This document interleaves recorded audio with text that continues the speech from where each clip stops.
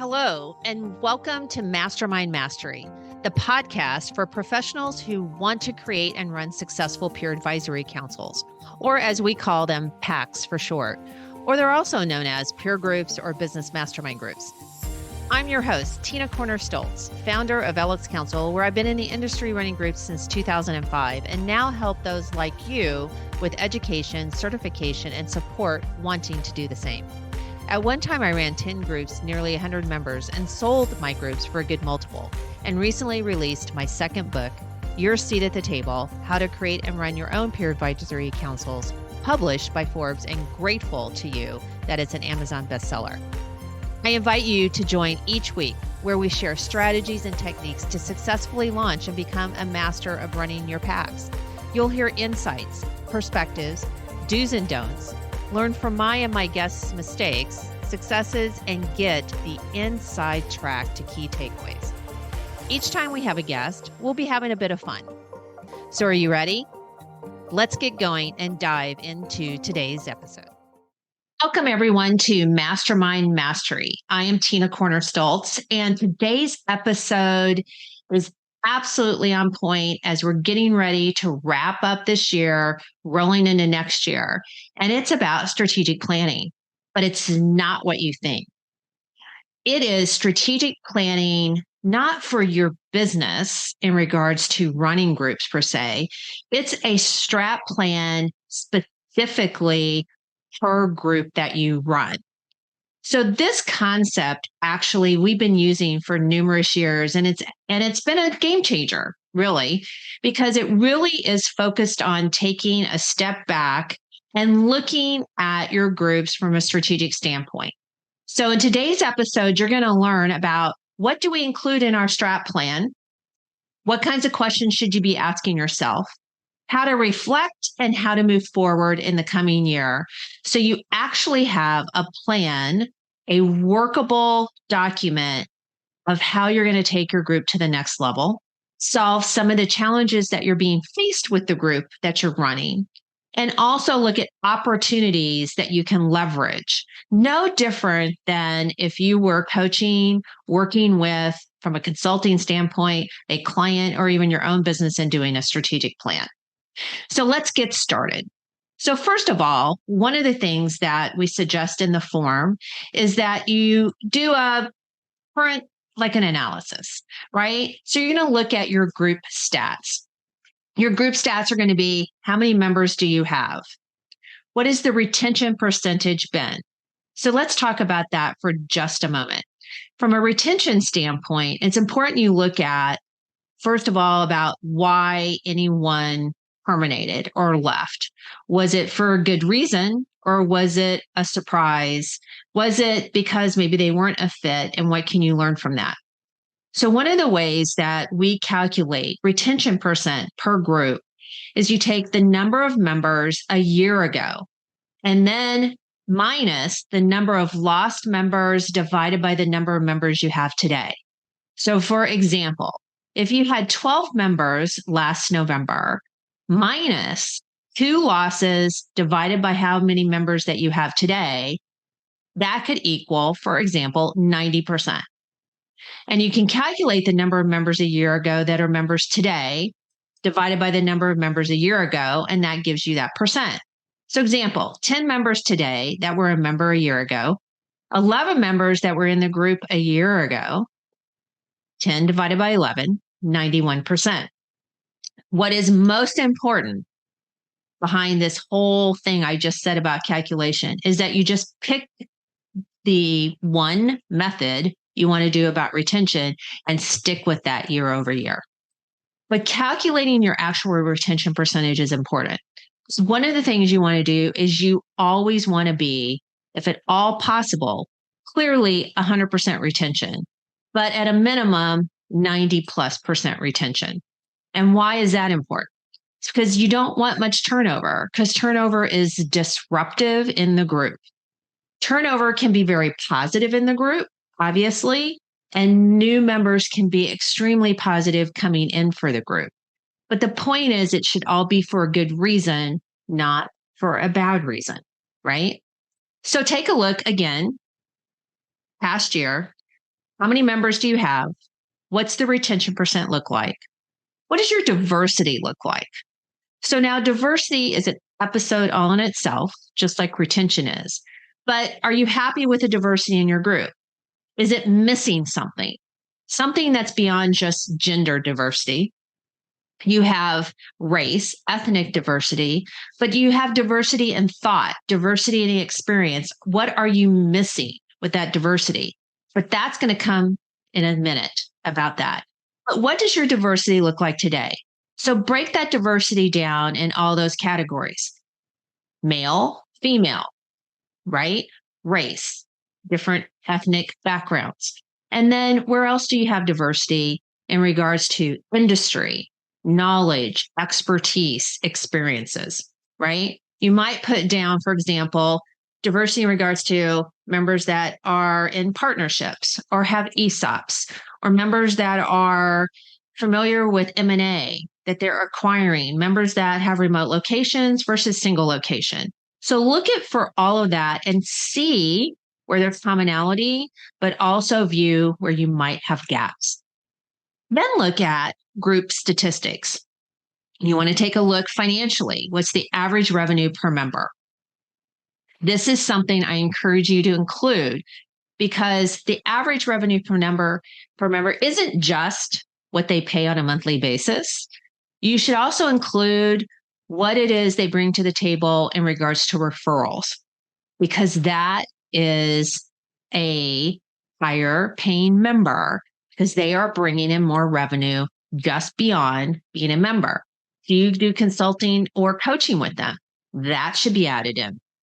So take a look at what your revenue is per member and then your average, because you obviously want that to always be increasing, and particularly taking into effect price increases. And do you have a strategic plan for that, on how it is that you stay ahead of not only inflation, but also if you've changed anything and adding more value to your members that you believe should dictate an increase because of that value.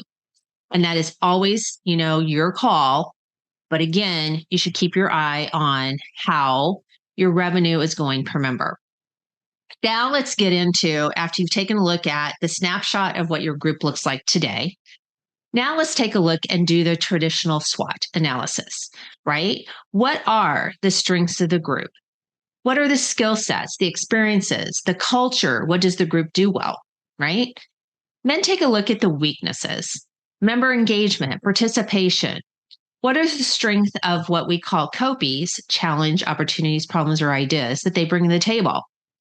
Are they bringing things that are the most relevant? Are they showing up prepared? Where is it that you feel there are opportunities, which brings into the third category of SWOT, opportunities. So are opportunities in having speakers, referrals from your members? Are they actually referring, or is that an opportunity? What about retreats? What about, again, the number of members desired? Where are opportunities in regards to your skill set as a moderator in running the groups? What are the goals for the groups that you have? One of the things that, one of our colleagues, a licensed partner, actually kind of conjured up a few years ago, is he has a vision for the group that he has articulated. And I just thought, you know what? That is brilliant, in that you should have a vision for your group. What is it that you visualize? The type of group, who's sitting around the table, what are they doing? Where's the group going? What are the kind of things that they're really supporting each other, et cetera, is your vision. And that is an opportunity to talk about it with the group if you've never done that before. What kinds of speakers maybe should you consider having? That's opportunities. And then, of course, what comes after opportunities? Threats. Absolutely. So do you have a member that's in jeopardy that could be a threat to the group? Is there simple threats like maybe the meeting place isn't the best? Maybe if you're virtual, it's hard to keep everybody engaged and distractions are a threat, right? So are you missing talent and not having a full group? That's a threat. Okay. And then you can look at some threats as opportunities. And it's really back to what do you think is really causing the group not to be the best that it can? Are there areas within your own moderating that is a threat to the group because maybe you're not addressing things in a timely fashion? Maybe it is that there are some difficult conversations to have. Maybe the group isn't as vulnerable as it could be. And that could be a threat because is the meeting agenda getting stale, right? So, what you're going to do again with your group is you're going to do a SWOT analysis, right? You could also get some feedback from the group about what they think the strengths are of the group and the area of opportunities. And you can rope that in to your SWOT analysis. So it's not all just your perspective, you could get their perspective as well. Which brings me to plan for the year. Now that you have the snapshot of exactly where your group is and stats, your SWOT on the group, now what does it look like going into the next year? So, what kind of speakers or topics are you going to put on the agenda that are important for discussions? If you have strap plan presentations for your members, or maybe they do what we call a perspective report on their business, or they do a deep dive, sometimes people call them a member deep dive. Who's going to do them? When are they going to do them? What month does someone have to do those? And then what kind of socials or bonding activities are you going to do? Where are they going to be? When is the best time of year to do that? What kinds of activities are you going to do? And you're going to line those out. And then you're going to line out what part of the stats that you want to be better for your group. You want one more members, less members, maybe? What's your retention that you want to have? What diversity is needed, right? So we're going back to that. Where are you missing the boat on diversity? And what do you want your average member revenue to be, right?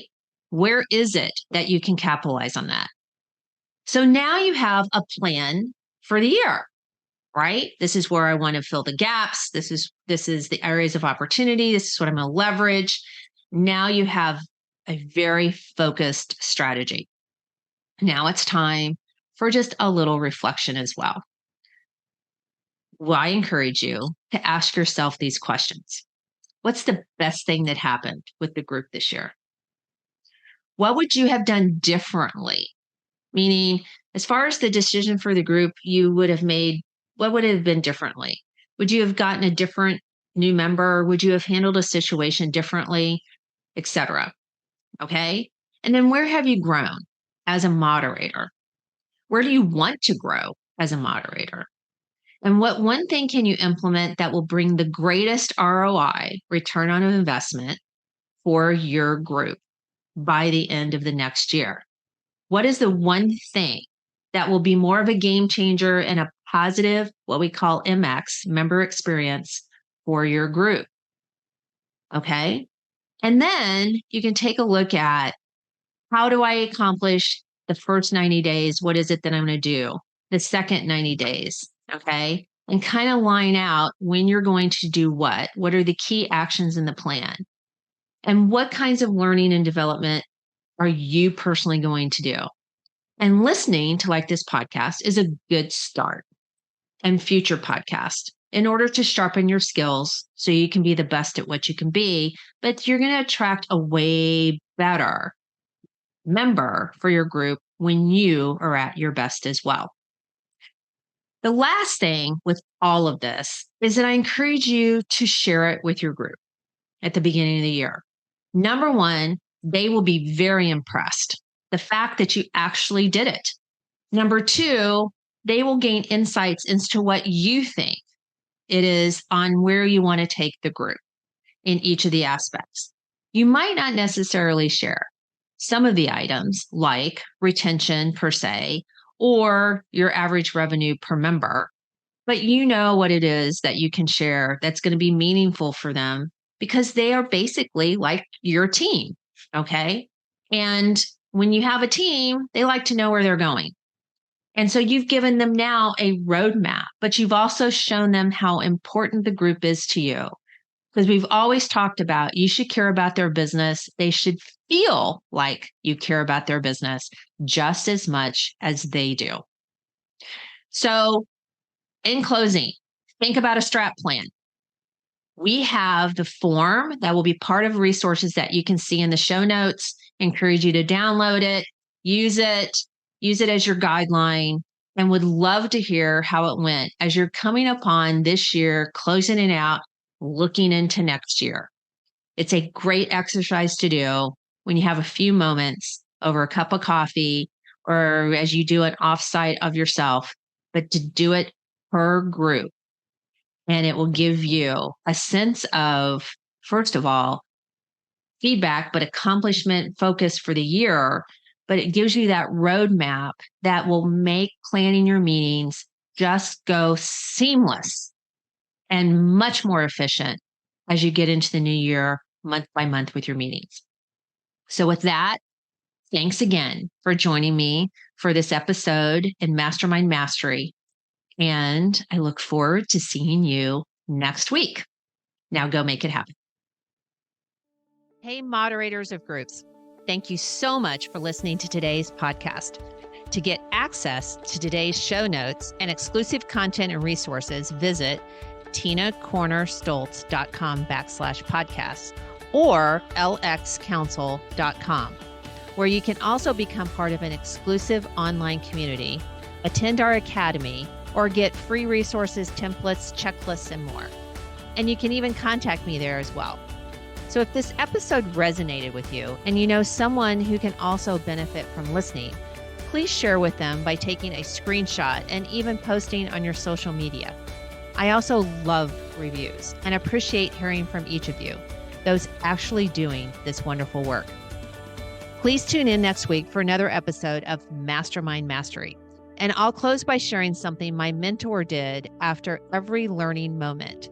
He shared a shiny pebble from his pocket with anyone he passed knowledge to and asked them to forward that pebble knowledge on. So now, I encourage you to go pass on a pebble, the takeaways you learned today, to either your existing groups or fellow peers. Now, go make it a great one.